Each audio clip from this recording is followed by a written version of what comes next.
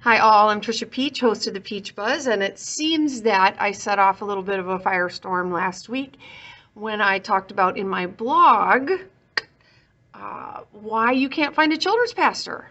And a lot of people were asking me, why can't I find a children's pastor? There are big churches looking, not just medium-sized or small churches. We're talking huge churches looking and cannot find a kids pastor no matter what amount of salary they're offering, benefits. So I was just talking about why it's so hard to find a kids pastor, and I was referring to the United States, but I know it's bad all over the world.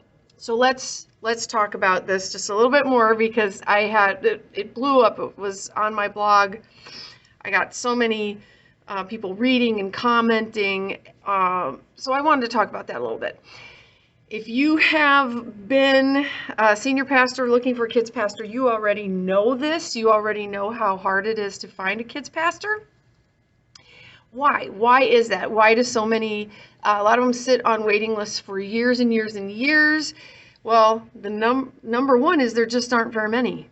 And that sounds obvious, but there just are not very many children's pastors, period. Back when I was in Bible college for my undergrad, this was many years back, there were 18 of us that graduated that year, and we were the largest graduating class of children's pastors ever in the history of the college.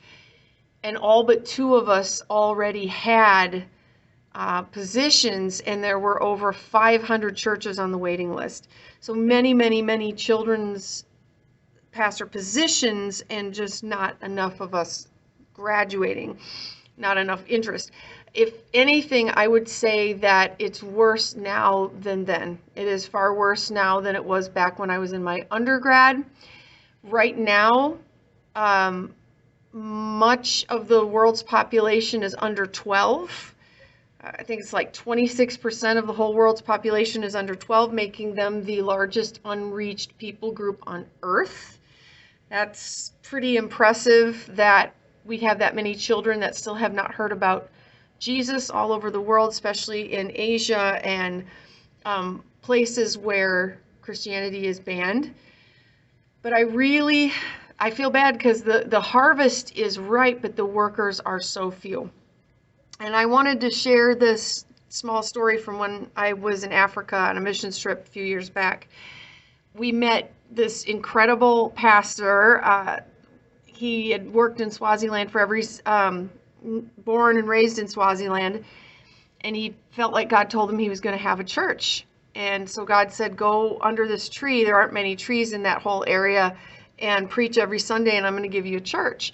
So after many years, he had a couple hundred children that had come that would walk all the way there and hear his sermons, but none of the parents were coming.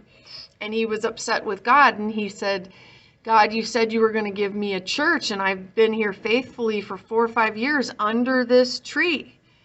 And God told him, I did give you a church. Now go pastor it. And he did. So his church is still mainly children that walk there and some of their moms. And God is just exploding this church. And in Labomisa, Swaziland, people are coming to Christ left and right. It's amazing. So sometimes God has given you that church and you have to pastor it. So there are some reasons why there just are not enough children's pastors. In fact, children's pastor graduations have been down, if that major is even offered. A lot of traditional Bible college enrollment is down anyway. It's going more and more online. I haven't seen enough of a children's ministry major online, at least not to the point that I would want to see.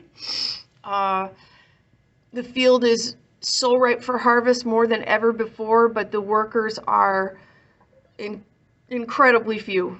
We just do not have enough workers for the field, and that's very debatable. That's been debated as to why. Why don't more Bible colleges offer that major? Why is there not more interest in being a children's pastor or children's and family leader? One of the theories is that we've talked so much about family ministry and the role of parents that it's kind of we'll just have the parents do it and we don't need a children's director anymore.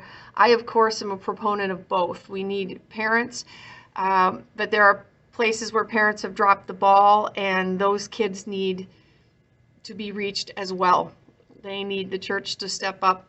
And I also believe that parents need all the help they can get with a fantastic children's director.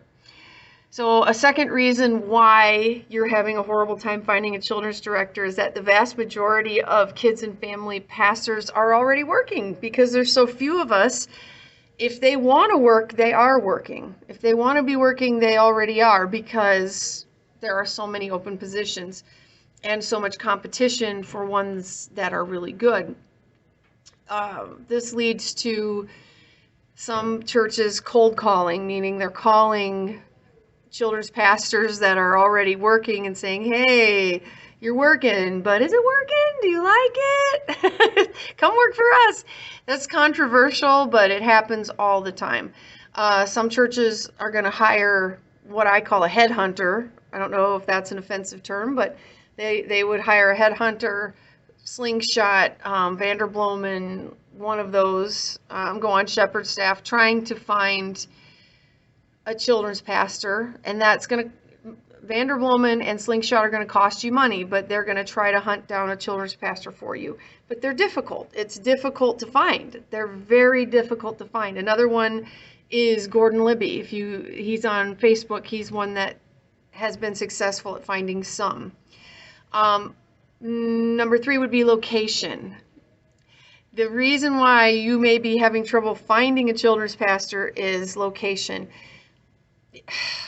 I would say a lot of the children's pastors who are serving may be a little reluctant to move cross country. The problem is you got a big church, a big church, and they're successful and they're growing. They don't want a novice kids pastor. They don't want a brand new one. And a lot of the brand new ones are more willing to move because they're young, they don't have a family yet.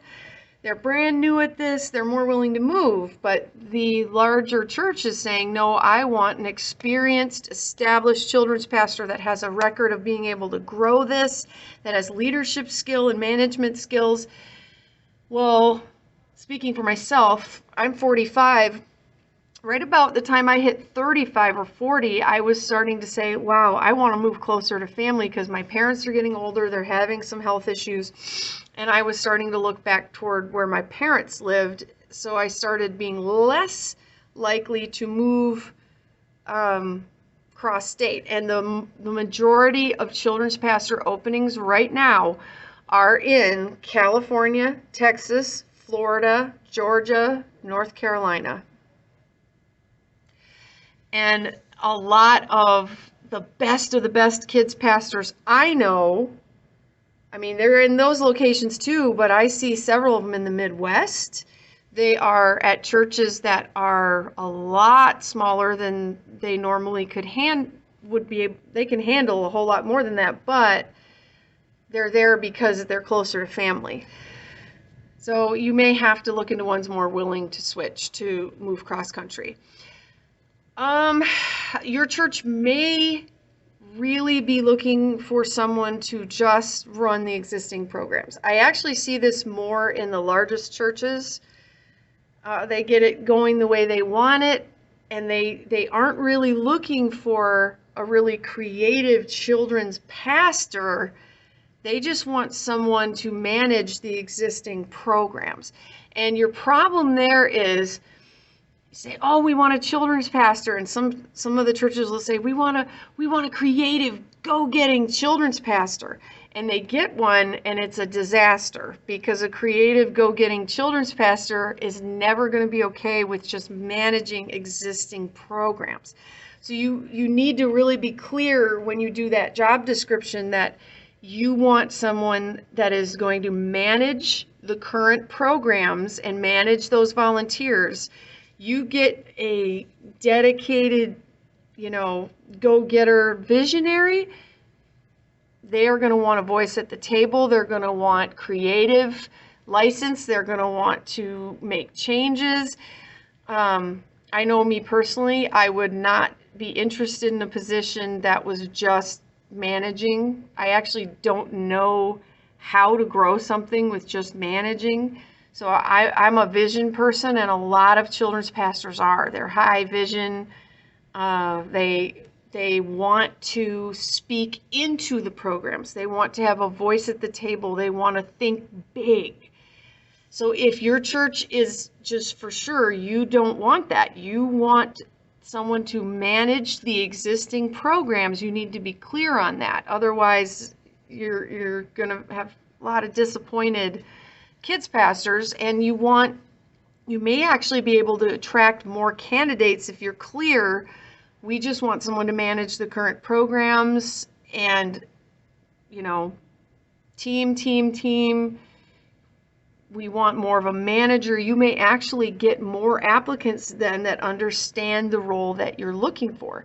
Now, if you are wanting a children's pastor who is a visionary, who really wants to grow, and wants to speak creatively into it, then make that clear, because you may attract more children's pastors that way. Because children's pastors, we're a creative bunch. We want a chance to dream and make something amazing.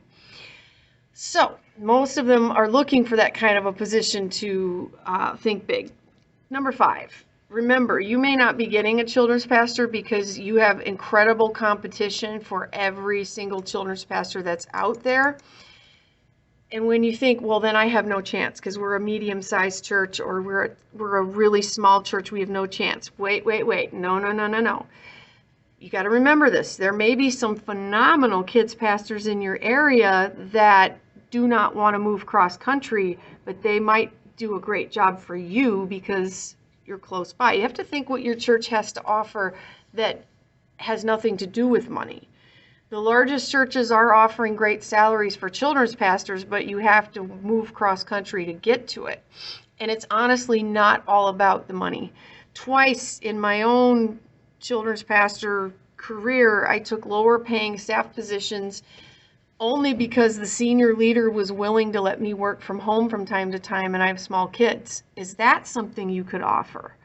Could you offer your children's leader a chance to work from home part of the time because they have small kids? That is a huge benefit and worth any amount, so much more important than money. Are you willing to give them a lot of creative control? Say, hey, paint these walls whatever you want to paint them. Let's launch a kid's dance, whatever it is, give them some creative control. That's also worth more than salary. Another friend of mine, she chose her church, a lower paying church position, because they gave her more vacation time to visit her family in another state. And that actually motivated her to move cross country to go there because she would have more vacation time to visit her family. Some things that you got to think about, that balance of work and home. The older, more experienced children's pastors are going to be going, okay, this church is going to have more of a balance between church and home, meaning less office hours. I'd probably choose that over higher salary and 70 hours a week. I think differently now that I'm older. Number 1 should always be, is God calling me here? That's number 1, is God calling me here? Right after that would be, will I have enough time for my spouse and my children? Will I ever be allowed to work from home? Does the senior pastor's vision match what I feel God's called me to? Do I agree with this church theologically? What about health insurance? Will I have any voice at the table for the future of this church? Can I afford the cost of living in this state? There is a lot of competition, but you need to ask yourself, what is creative and unique and awesome that you could offer that other churches may not think of offering? Okay? Does your church have free lunches some days, or do you have more of a budget to send them to a conference? A lot of children's pastors love that perk. That's a neat perk, getting to go for training. Could you offer them a mentorship? Would you offer them an online training? It's not always money. There are some things that children's pastors will value more than money, and one of them is time with their family. How about you? What have you done that has attracted a children's pastor to your church? What things do you think would work for you? What can you change? I would say to ask yourself, what do you really want? Do you want someone to manage your programs and your volunteers? Or do you want a visionary that wants to take it to another level? Most churches want a mix of the two. And what could you offer to spice up that deal? Could you offer them, half the work hours at home so they could be with their kids and then half in the office? Could you offer them, hey, you're going to sit at the leadership table and we want your voice in the next steps for kids and family ministry? That would be huge. We want you to speak to the adults once a quarter. These would be very appealing things. Here you get this much vacation time, and we want to send you to a conference once a year, and we're going to give you a mentor and online training. These things are huge. So, and number one, pray that God sends you the right person, that God opens that door, because God has the right person in mind. I think we need to pray that God brings more people to the harvest, because I think it's something like 80% of all current children's head leaders didn't go to school for it and have no background or training in it. If your children's leader is in that position, or you are in that position, that's why I wrote my book, Your Children's Ministry from Scratch, on how to launch a kids ministry from the ground up, because most kids leaders have no training in that. But just know I love you. I believe in you. If you have other questions, please email me, pastortricia@gmail.com, pastortricia@gmail.com. God bless your search for a great kids pastor. And let's keep this discussion going. I will see you guys next week on the Peach Buzz. Bye-bye.